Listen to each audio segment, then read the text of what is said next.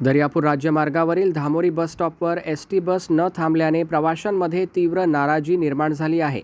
अधिकृत बस थांबा असतानाही अनेक एसटी बस येथे थांबत नसल्याची तक्रार नागरिकांनी केली। याच पार्श्वभूमीवर शिवसेना पदाधिकारी अमोल वारघडे यांनी आक्रमक भूमिका घेत थेट रस्त्यावर बस थांबवून चालकाला जाब विचारला। धामोरी परिसरातील नागरिक आणि विद्यार्थ्यांना दररोज प्रवासासाठी एसटी सेवेवर अवलंबून राहावे लागते, मात्र बस न थांबल्याने प्रवाशांना मोठा मनस्ताप सहन करावा लागत असल्याचे वारघडे यांनी सांगितले। अधिकृत बस स्टॉप असतानाही एसटी चालक आणि वाहक प्रवाशांकडे दुर्लक्ष का करतात, असा प्रश्न त्यांनी उपस्थित केला। या घटनेमुळे काही काळ परिसरात चर्चा रंगली। स्थानिक नागरिकांनीही अमोल वारघडे यांच्या भूमिकेला पाठिंबा देत धामोरी बस स्टॉपवर सर्व एसटी बस नियमित थांबाव्यात अशी मागणी केली।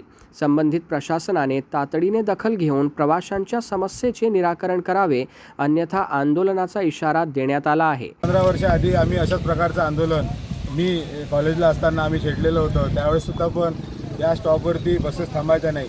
आजपासून म्हणजे 2015 मध्ये असंच प्रादेशिक अधिकाऱ्याचं आम्ही पत्र घेतलं होतं। त्यानंतर कालांतराने इथं बसेस थांबल्या, पण मागील काही 5-6 महिन्यापासून चालक वाहकाच्या अरेरवीमुळं इथं कुठल्याही बस थांबत नव्हत्या।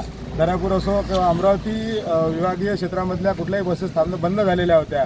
त्या बंद झाल्यामुळं विद्यार्थ्यांचं अति नुकसान व्हायचं। ज्येष्ठ नागरिक, महिला इथे तडताका थांबायच्या। 2-2, 3-3 तासाचं इथं थांबून काही लोकांना तर घरी वापस जावं लागत होतं, शाळेचं नुकसान होत होतं।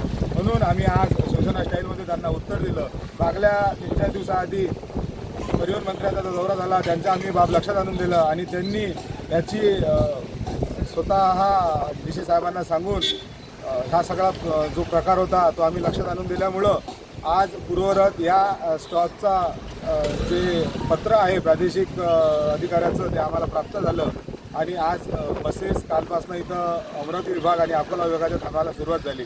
पण पुन्हा जर चालक वाहकांनी अशाच प्रकारचे जर इथं कृत्य न थांबवण्याचं केलं तर यानंतर मात्र शिवसेना स्टाईलमध्ये मग देशभक्ती कार्यक्रम सुरू होऊन जाईल। तर त्याला सर्वस्व जबाबदार एसटी महामंडळाचे पदाधिकारी राहतील, असं आजच्या या माध्यमातून मी त्यांना सांगू इच्छितो।